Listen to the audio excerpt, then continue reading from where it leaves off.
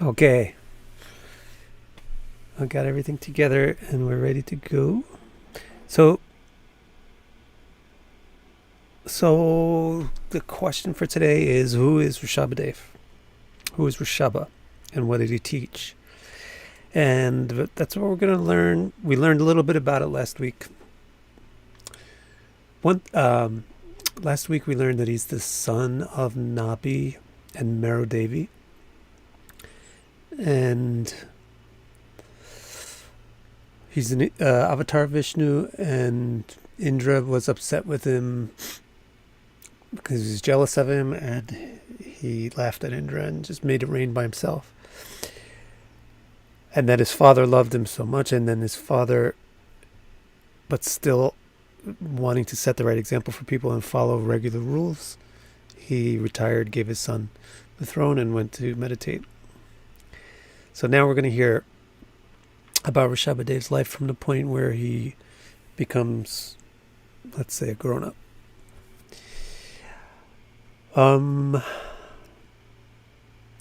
What I want you to bear in mind when we talk about Rishabhadev and say who is he, what is his teachings, try to remember. You may not know this. Well, some people don't know that there is a religion called Jainism, the Jains. I think most people should know that. It's maybe not one of the 5 that I learned about in elementary school. Buddhism, Hinduism, Hebrewism, Christianity, and Islam. But it's a significant branch of Hinduism called Jainism. One thing to bear in mind is that the Jain religion is founded on the teachings of Rishabhadev. So if you do happen to know anything about Jains, it will be interesting for you to hear how Bhagavatam describes Rishabhadev and his teachings. It's very identical to what the Jains believe. If you don't know anything at all about Jains, the most distinguishing or stereotypical feature of them is they are hypersensitive to nonviolence. It's like they're the most hypersensitive to nonviolence. Okay, so let's go ahead and see what the Bhagavatam is going to say about Rishabhadev.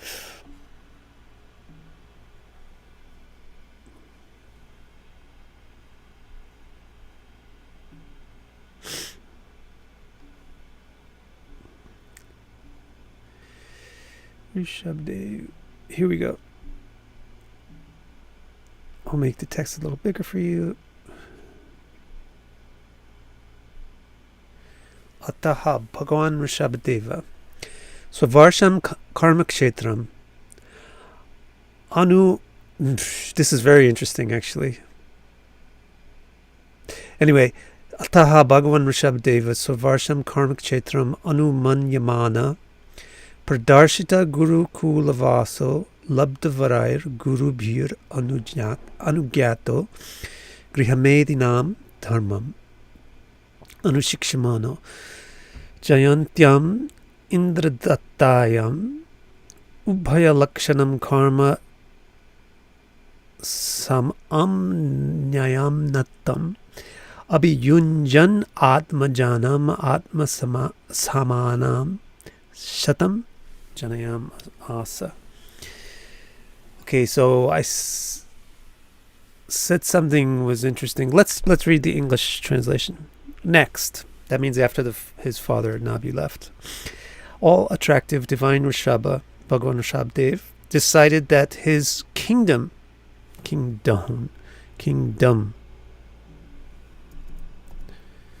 should be considered a field. This is an okay connection, right? I'm getting a little bit nervous because all my USB ports are busted.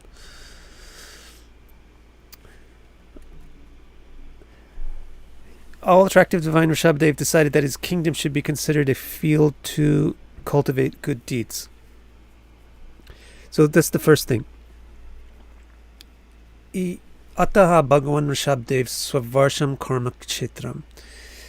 Rishabhadev Anumanyamana. He decided that his Varsha, his land, should be karma kshetra.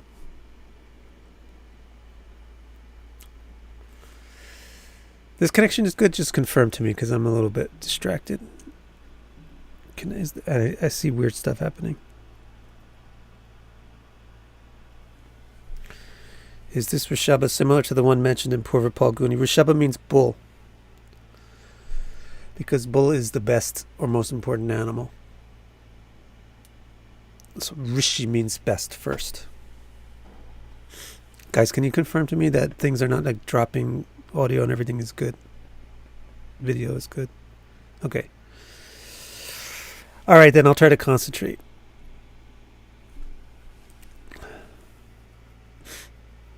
So,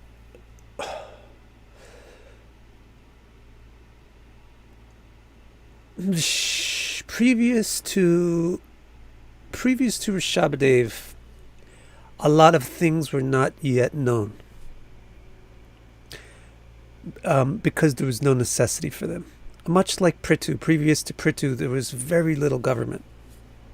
It was mostly just one ruler. Every people were mostly autonomous. But after Prithu, a lot of things had to be developed politically because things had changed. Similarly, before Rishabhadev, a lot of sciences weren't there, and a lot of yogas and paths, religious paths, weren't there because of a lack of need for them. But with the advent of Rishabhadev, he's preparing the world for the lesser qualified people. So he decides that he should make his kingdom a place where people can do karma. Karma means good deeds.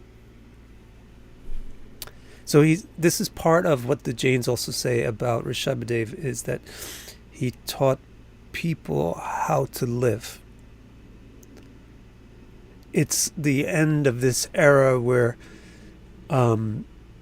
people are mostly sages, etc., etc., etc., where the majority of people start to become ordinary people that just do things. Okay? So he decided that his kingdom should be considered. So he's thinking, I have a kingdom, what should I do with it? Well, I should make it a place that everybody can do good deeds to benefit themselves. Good deeds. He didn't decide to make it a big library. He didn't decide to make it a big ashram for people to meditate or study. He decided to make it a place where people can do good deeds. And then Pradarshita, he's going to set the example of those deeds. He decided, I will make my kingdom a place where people can do good deeds, and I will teach them what good deeds are and how to do them. And that is most of his life. So then he illustrated these deeds by first moving into a teacher's home, Gurukula Vasa. So that's the first good deed, is to become educated. In the old days, students went to the teacher and lived with the teacher for the duration of their education. And then they graduate and they go out and they get their own places to live. So Gurukula Vaso Labda Varar Guru Birang Anugyato Grihamedinam Dharma. Then after graduating from the school, he then got his own home. And so he's illustrating how to live an ordinary life. First you go get educated, then you make your home. Then with his education completed, he remunerated the teachers. That's also an important karma. In general, karma is to never take anything from anybody, but always good karma is to not take anything, but to try to give always. So inevitably you do take. So the Jainist thought is to take as little as possible, and for whatever you take, give back at least as much. Rishabhadev was exemplifying and teaching that. He went to school, he gained all this knowledge from teachers, so he gave them back donations, presents, etc. Gurubir. So Labda Varar Gurubir, after he had remunerated the teachers, he received their anugyata, which is basically like the same as getting a diploma. So he got his diploma from the school. And with that diploma, he was able to turn his attention, Medha, to developing his own home, Griha Medha, Dharma. And he would show how to live in a home. So previous to this, things were very simple. People were naturally already educated and enlightened. They didn't need to do this systematically, but he's setting up a systematic way of living.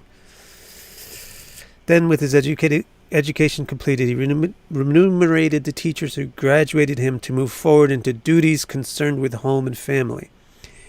He married Indra's daughter Jayanti and exemplified both types of responsibilities dictated in scripture. So now this is the one part which is a little, where the Bhagavatam is a little bit different than the Jain canon and also the other Puranas. So as far, I'm trying to investigate this further, but as far as I understand, the Jains say everything the same. Rishabhadev's father is Nabi and Maradevi, etc., etc. Everything's the same, but they say he married two women, Sumangala and Sunanda. But the Bhagavatam says he married Jayanti. But the Jains say that some important person in his life was somebody from Indra's court. The Bhagavatam is saying that he married Indra's daughter, Jayanti. But the other Puranas say that Jayanti married Shukra. But it's also very interesting because Shukra is somebody that Indra is very envious of. And similarly, Rishabhadev, we heard that Indra was quite envious of him. So perhaps the story of Shukra sometimes happens with Shukra in some kalpas and sometimes happens with Rishabha and other kalpas. I don't know. I'm investigating this with people who know more about it. I'll let you know if I figure it out. The story of how Jayanti is supposed to marry Shukra might also therefore be the story of how she married Rishabha.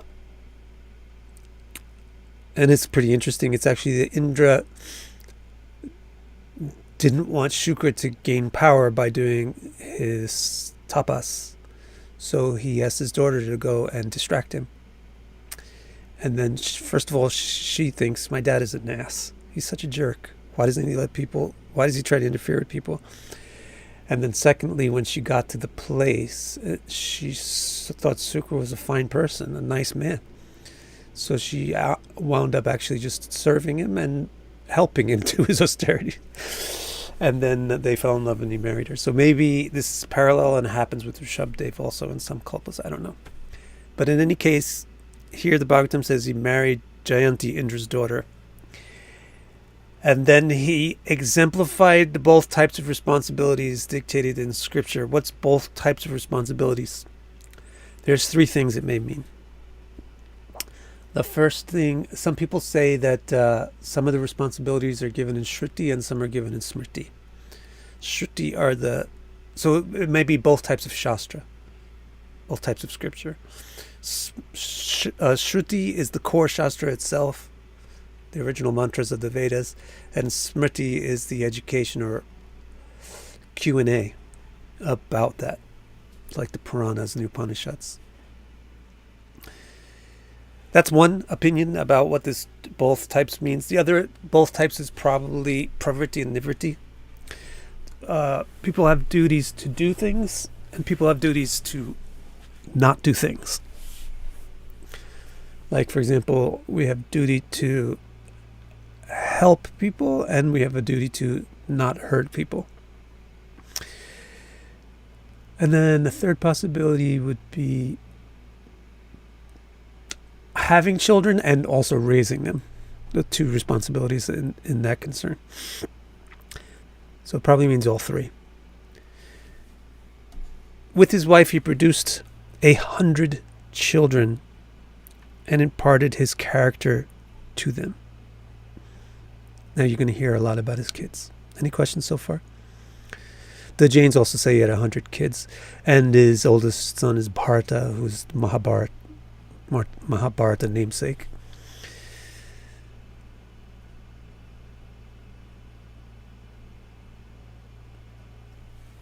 Let's see.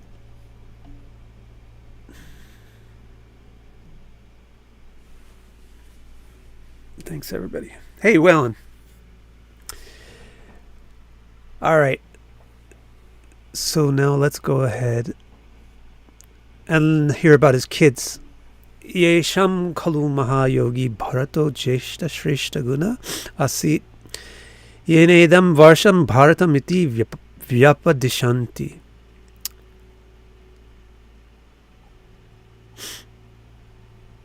Alf asks if there are a lot of teachings that derive from Hinduism. Basically, Hinduism is a British concept of Indian culture. There really is no such thing as Hinduism. There's Vedic religion, and Vedic religion is different from Western religion in that it's not monolithic and doesn't attempt to be singular.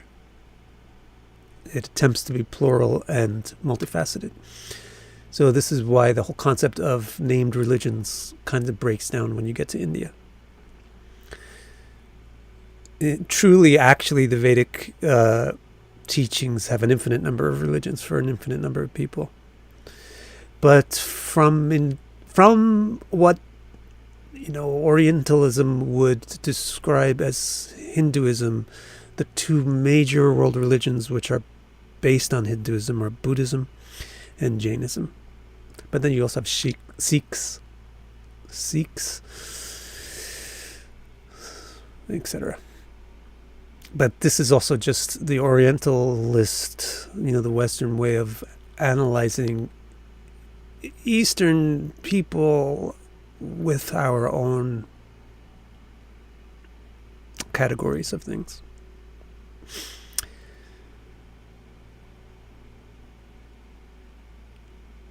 All right, so here, among the children, he had 100 children. Among the children, the eldest, Jeshta, was Shreshta. Jeshta Shreshta. Amongst the children, the eldest was the most qualified, Shreshta Guna. This was a great yogi named Bharata. Bharata Mahayogi. This land is called Bharata because of him.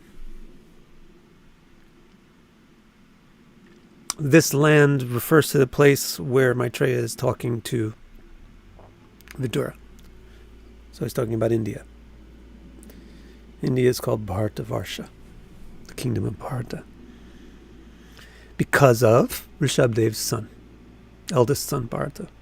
So this person is very, very famous, very, very important in ancient Indian history.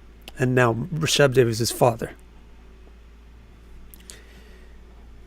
Then there's 99 other kids. Tam Anu Kushavarta, Ilavarta, Brahmavarta, Malaya, Ketur, Bhadrasena, Indrasprik, Vidarbha, Kikata, Iti Nava Navati Pradhanaha. Following him, following Bharata, were 99 others. Amongst these, the 9 primary were named Kushavarta, Ilavarta, Brahmavarta, Malaya, Ketu, Bhadrasena, Indrasprik, Vidarbha, and Kikata. Anybody, maybe all of the Indians in the house, or others who have studied Indian history would recognize right away that these are all names of various kingdoms or countries. So it's because Bharata, Kushavarta, Ilavarta, Brahmavarta, Malaya, they get named after the kings who took over them.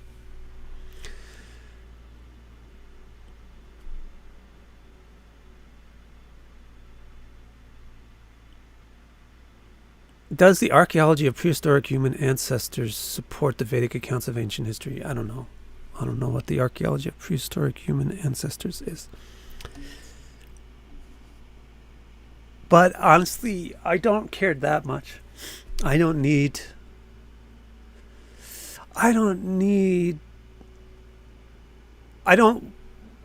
certainly don't allow my concept of scriptural information to violate scientific or empirical information, but I don't need scientific or empirical information to validate my scriptural knowledge.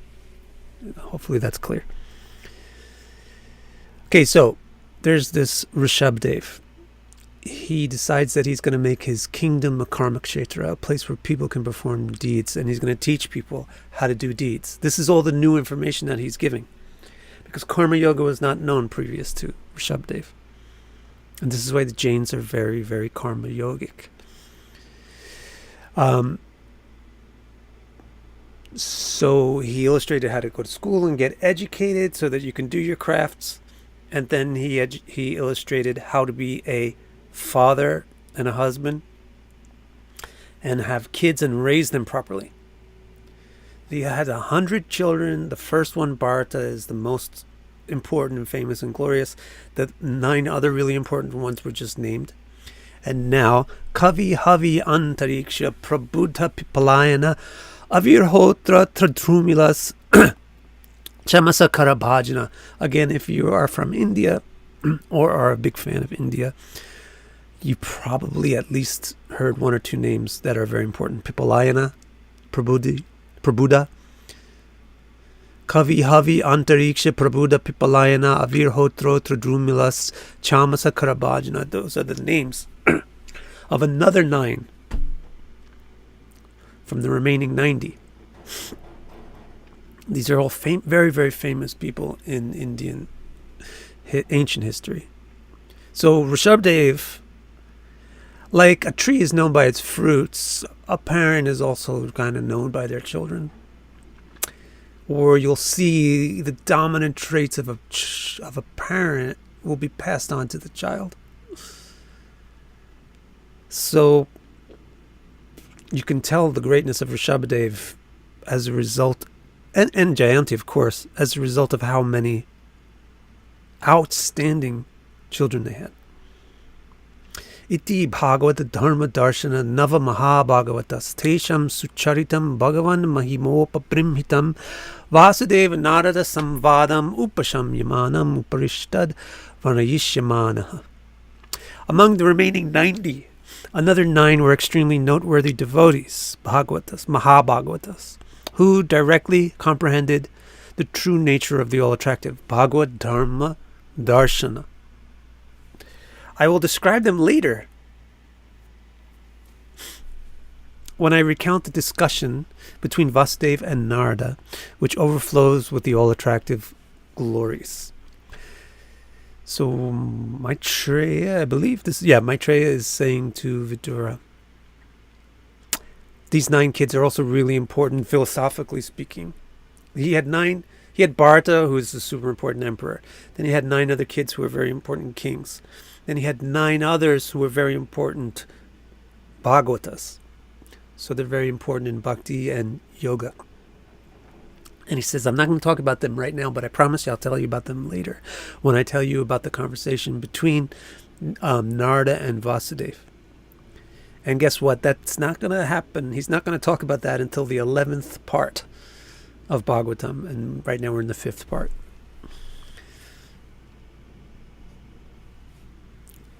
Their names were Kavi, Havi, Antariksha, Prabhuda, Pipalayana, Avirhotra, Drumila, Chamasan, Karabhajana. Now, still more kids. Yaviyangsa Ekashitir Jayanteya Pitur Adeshkara Mahashalina Mahashrotriya Yagyashila Karma Vishuddha Brahmana Babhuvu. Jayanti's remaining 81 children adhered to their father's guidance and became intellectuals with excellent character, broad education, expert in ceremony, and very pure in their deeds. This is really interesting. There is like a tangential point here, which is very, very interesting.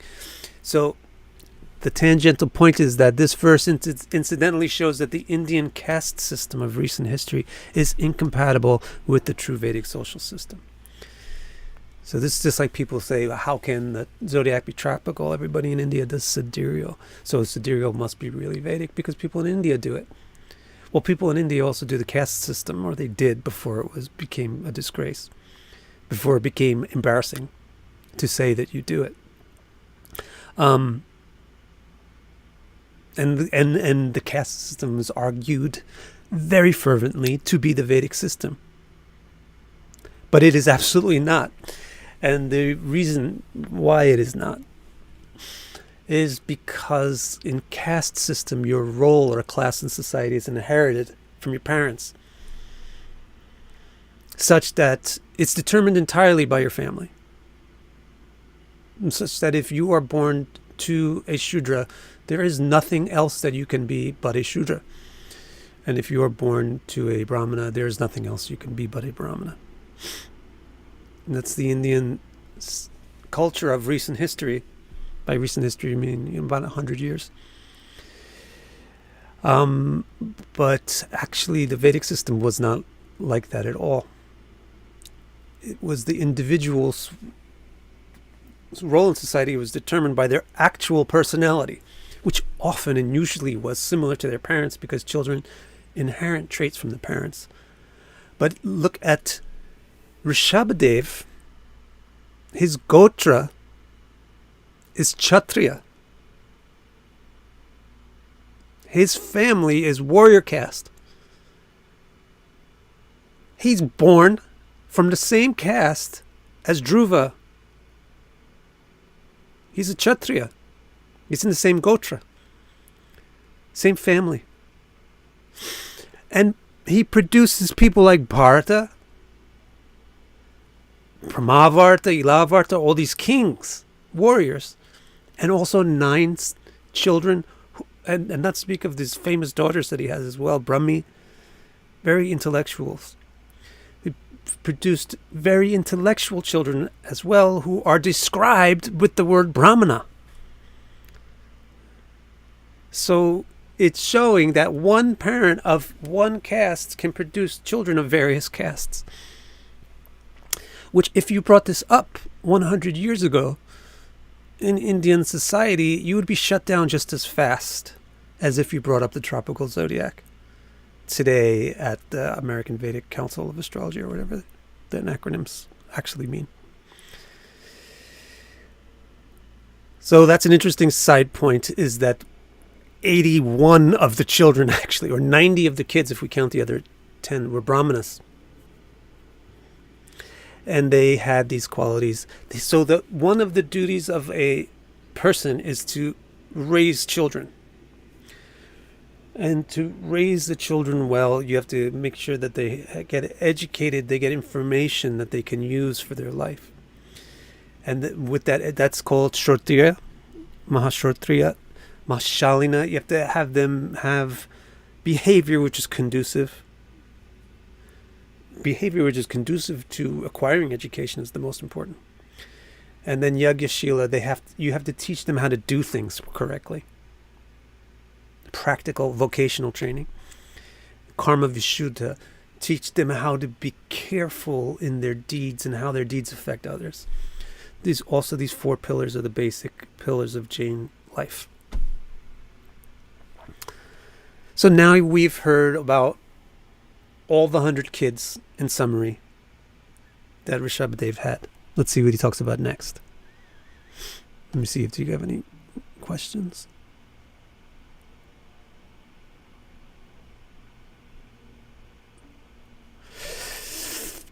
Fourth one, 14th, I'm sorry. This is now, we're going to get a little bit into who he is, not just what kids he had. Bhagwan Rishabha Sangya Atma Tantra Swayam Nitya Nivritartha Parampara. Interesting use of the word parampara. Kevalanandanubhava Ishvara Eva Viparitvat Karmani Arambamana Kalenaanugatam Dharmam Acharena Upashikshayan Atadvidam Sama Upashanto Maitra Karunika dharmartha yasha prajanandamrita varodhena griheshu lokam niyamyat. This really summarizes what Rishabh did, which was hinted before when he said he decided that his kingdom should be karmic kshetra. The all-attractive being known as Rishabha, Bhagavan Rishabha Sangya, the all-attractive being known as Rishabh, was the master, Ishvara, an expression exclusively of pure joy, Kevala Ananda Anubhava. This is what Ishvara is. Ishvara, much to the dismay of the Advaitis who got this completely wrong, Ishvara is not a product of Maya or Sattvaguna. Ishvara is a product of Kevala Ananda Anubhava. The form of God or divinity is exclusively an expression of pure joy and bliss. There is no imperfection generating this form. There's no mistake or illusion, nor is it a mistake or fallacy in any way. So Rishabhadev is the avatar of Vishnu. His form is Kevalananda Anubhav. It's an expression of absolute bliss. And he is Swatantra. Swatantra. Tantra means a way of accomplishing something. What does it say, Swatantra or Atma Tantra? Atma Tantra, same thing. Tantra means the way of accomplishing something. The tantric, blah, blah, blah, means technology or technique. The word tantric means technique. I know everybody thinks it means sex with candles and mantras, but that's because it means technique. So it's the tantric path is a technique-focused path. Every path has its tantra. Vama tantra is the path which is opposite from usual. Not all tantra is Vama tantra. There is a type of tantra called Vama tantra which does things the opposite way than usual. People usually tend to try to be clean. Vama tantra says try to be dirty. It's the opposite way of going about things. So Atma tantra means yourself is your own technology, yourself is your own machine, yourself is your own technique. Means that you don't require any other machine, technique, technology to accomplish anything. This is the nature of Ishvara. Ishvara doesn't require anything to accomplish anything. It can intrinsically, inherently accomplish everything. Swayam Nitya Nivrittana. It is always completely nivritta, relaxed, peaceful, untroubled.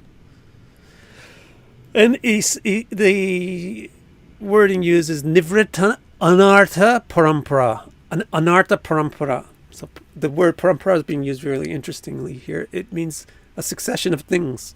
One thing leading to another, one thing becoming another.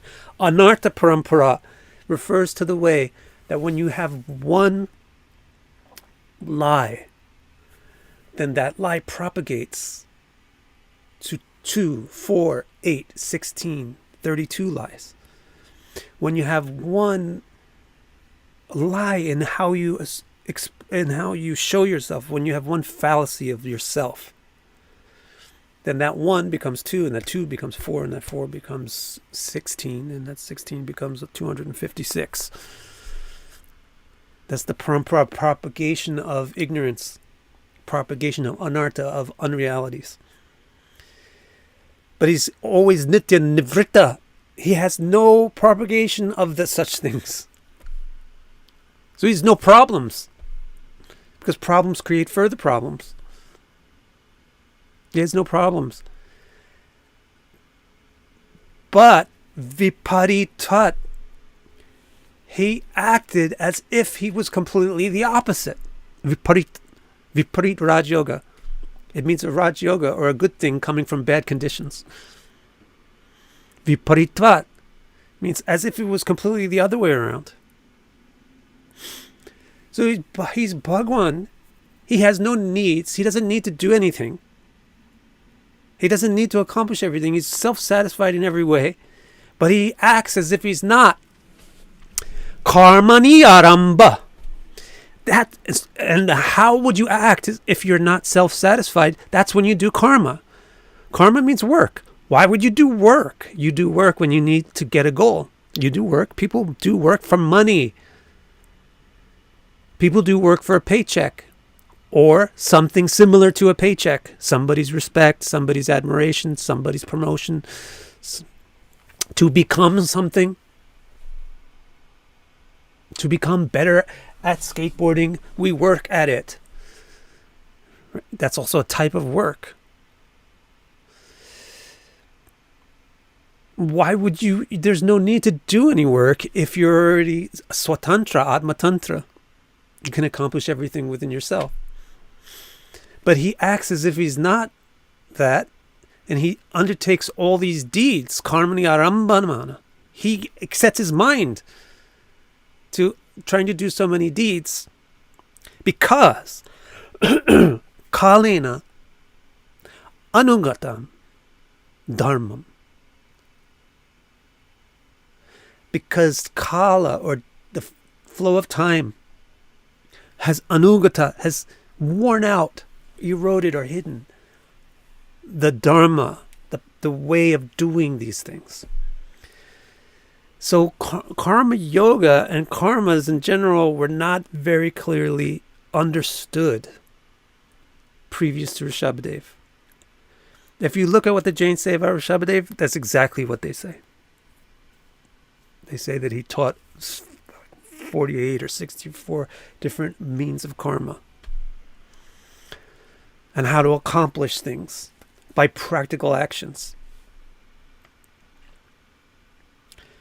So it's because previous to Rishabhadev, people have great mystic powers. People have great, mystic yogic powers. They don't need to work out to become strong.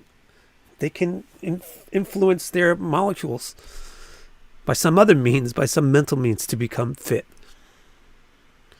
For example, so now he's teaching the people who are degrading in their potency. The Grihamedis, the people who just have their mind in ordinary things. And he's going to teach it by his achar. Acharena upashikshayan. He's going to teach by his behavior. You can't teach just by telling. You have to teach by showing. Telling and showing. You tell and you show. Then it's clear. If you just tell, that's why I have visual aids in all my videos. To try to show people.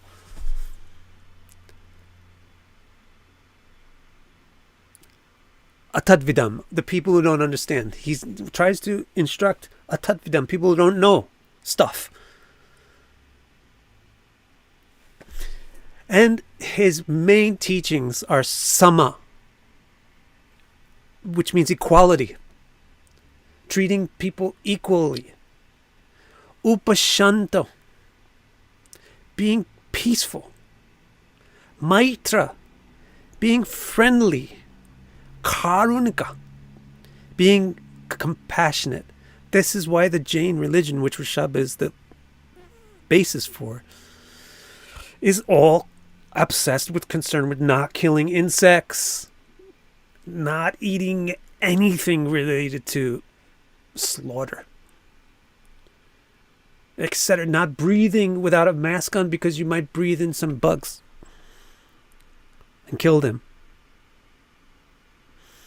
Because the Karunika is the main principle that Rishabha taught. Maitra, being friendly. Okay, the all-attractive being known as Rishabha was the master, an expression exclusively of pure joy, self-satisfied and always untroubled by any proliferation of unnecessary, meaningless things. But he acted as if he was the opposite, pursuing tasks and ambitions. He did this because moral principles for common people had faded away over time. And he wanted to illustrate with his own behavior how ordinary people living in their home without deep knowledge, atadvidam, could achieve integrity, dharma, prosperity, artha, and fame, yasha, in both the sexual and spiritual spheres, through kindness, friendliness, peacefulness, and equipoise. We kind of skipped that part. It's interesting. He's going to teach dharmartha, yasha, prajananda. Prajananda means sexual pleasure. So it means like ordinary pleasure, worldly pleasure. And amrita, immortal pleasure. Avarodhina griheshu loka, the people who are stuck, who are just ordinary people. He's going to show very practically, this is how you get material happiness. This is how you get material prosperity. This is how you get material fame. This is how you get immortal happiness, immortal prosperity, and immortal fame. Because that information had been forgotten because there wasn't ordinary people around for a long time. Okay?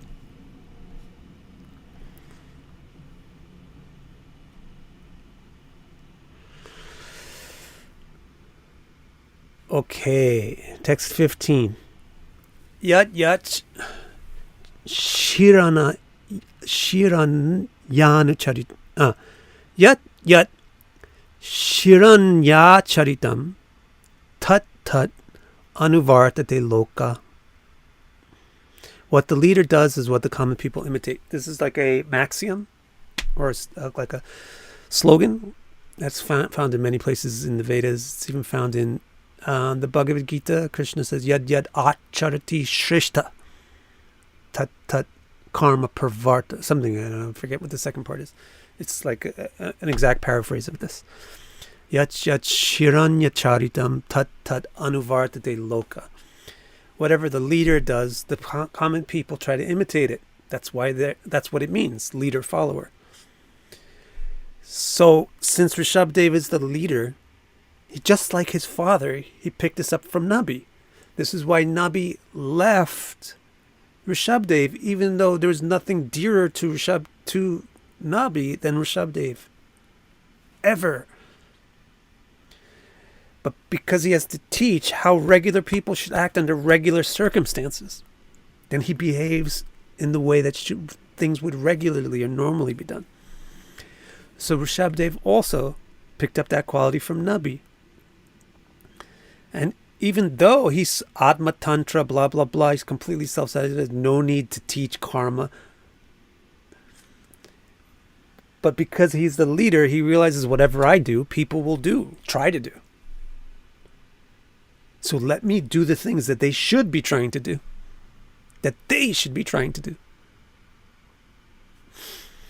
Yadyapi svaviditam sakala dharmam brahmam guyam brahmanayar darshitam margena samadhibirupayar janatam manu shashasa. Although he was self-aware of the truths of all the Vedic mysteries, he reformed the people he ruled by the path of equipoise, etc., as taught by the intellectuals. So it's just saying he didn't need to do any of these things, but he was interested in reforming the common people. See, remember previously when they were talking about Nabi's ceremony and what was on Vishnu's mind when he appeared there, it explained that there were two basic reasons why he wanted to become Nabi's child. One was because of love for Nabi and Meru, but the other was that he had information that he wanted to re-inject into society, which had been lost. And this is the information.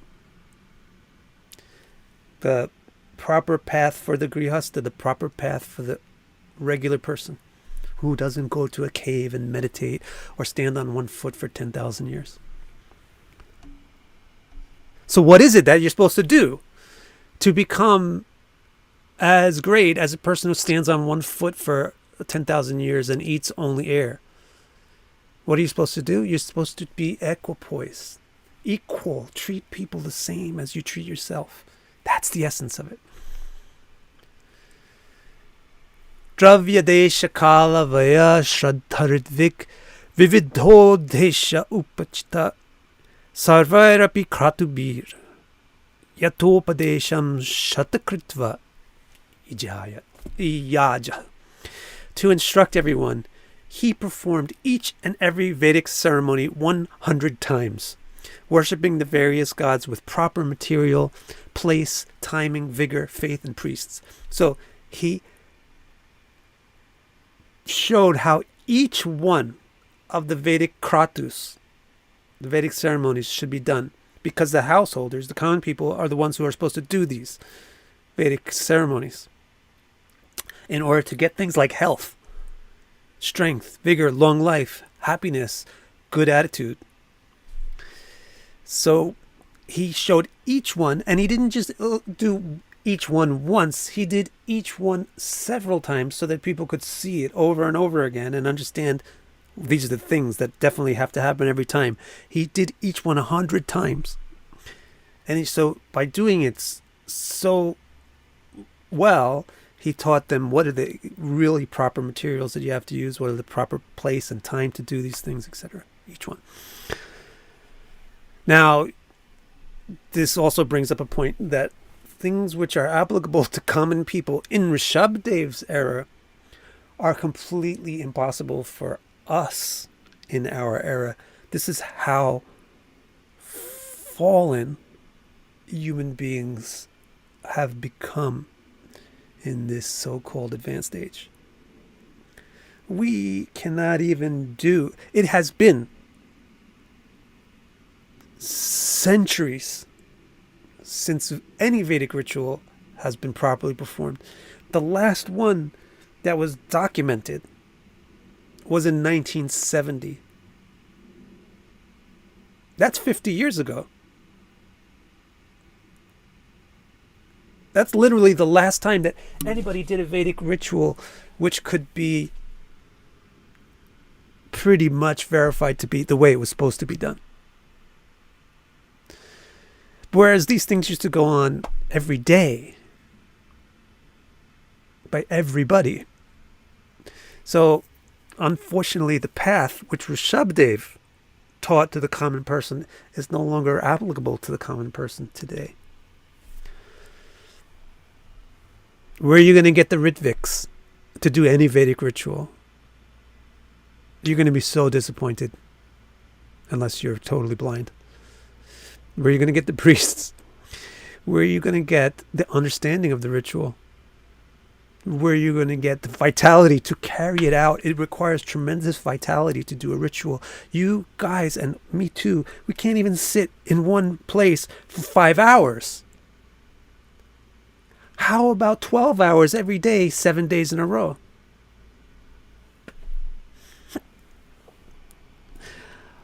Bhagavan Rishabhena Parirakshamana Etasmin. So just like to finish that up, that thought.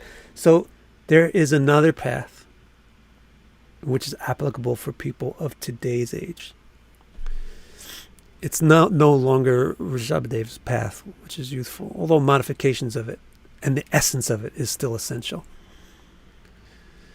But the path for the modern age is much more stripped down and streamlined, and only the most powerful thing will have an effect, which is just to do exactly what you're doing right now, which is to hear the Bhagavatam.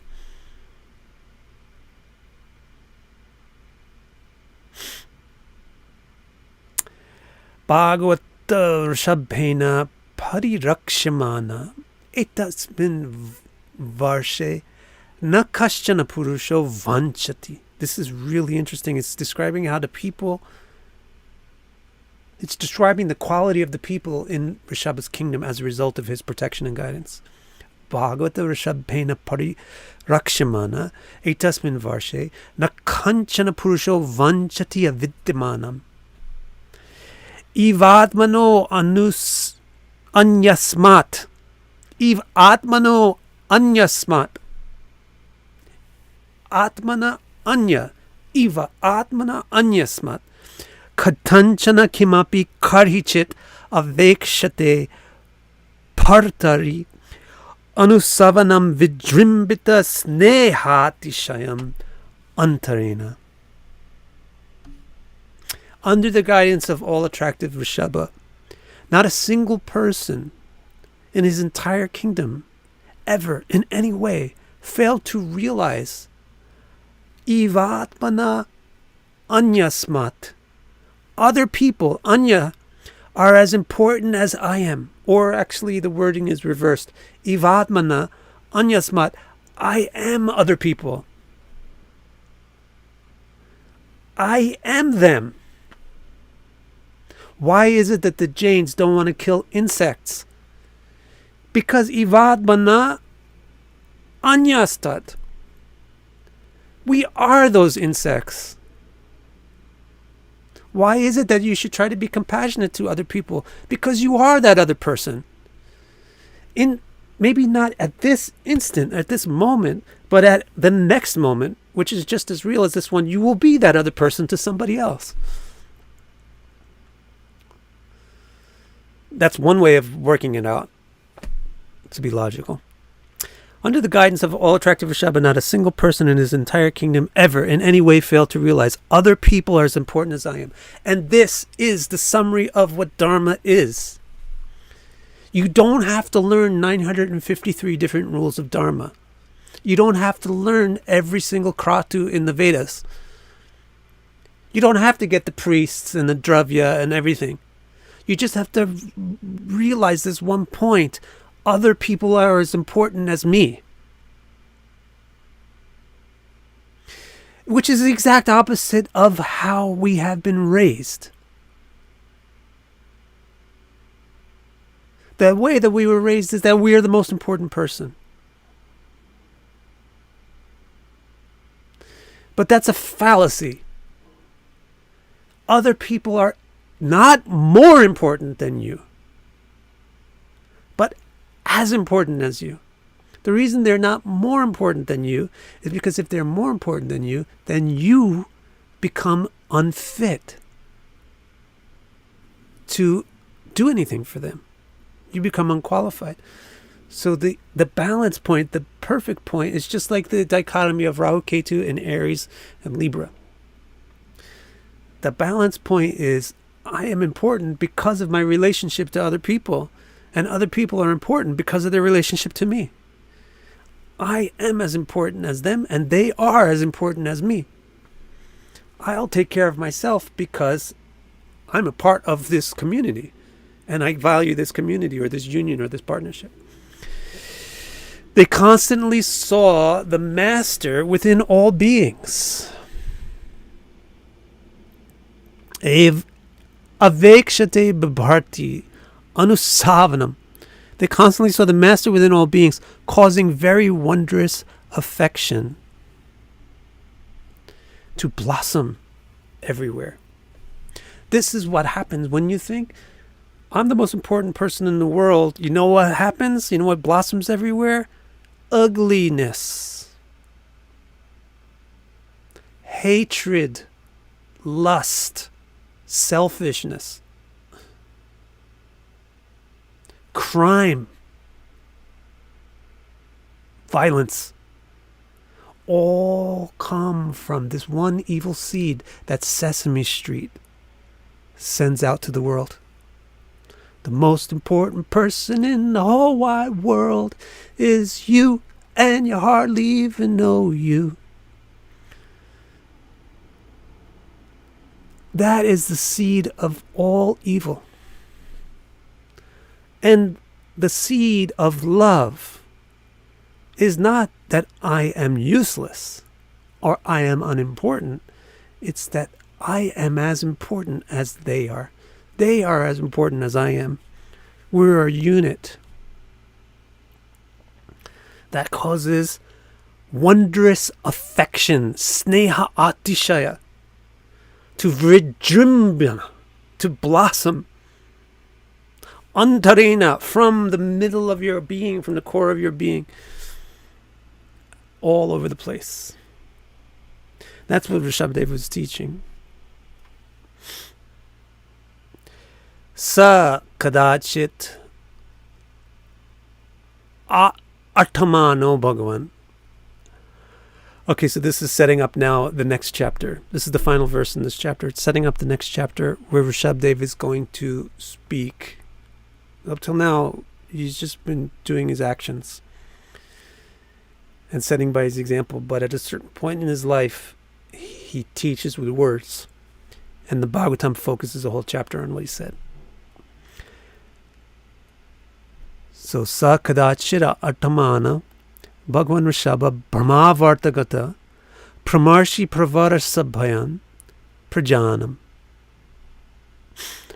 nishamyamantinam atmajam avahitamana prashraya pranaya bhara suyantritran api upashikshayan iti hovacha. Once while traveling with his sons, he came to an assembly of the greatest intellectual sages and common people. Interesting. He instructed them to educate his very capable sons, who listened to him with attentive hearts, enriched with abundant dedication and devotion. He said ... So, the king often has to travel because they go and they check up on various cities and just to make sure that things are doing well all over the kingdom. So while he's traveling, he goes to the area of his kingdom called Brahmavarta, which is the one that he's deputed to his son named Brahmavarta. And in that kingdom, there happens to be a samaj, a sabha, which is a great assembly or collection of people. And that sabha includes praja, the regular people, meeting with Brahma Rishi Pravara, the greatest sages and intellectuals of the time. So he chanced upon this meeting.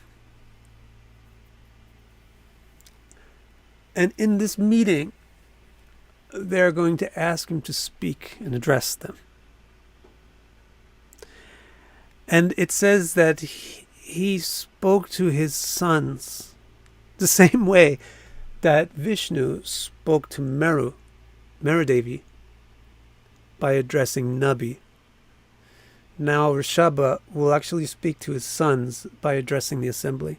In other words, he doesn't care too much about the assembly. His real intention for them to receive and understand the information is his kids.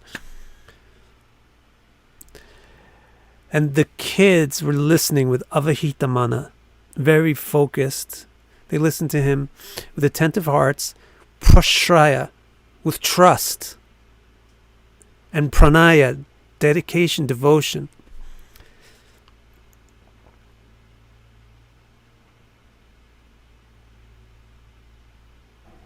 All right. So that's the end of the chapter. The next chapter this is what he said. So you'll get the actual, literal teachings of Rishabhadev. We'll start next week. Any other last questions here?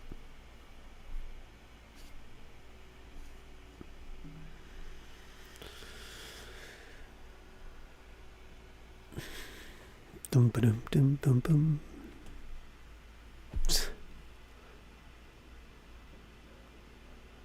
All right. Then thank you very much for joining the stream. I'll see you soon.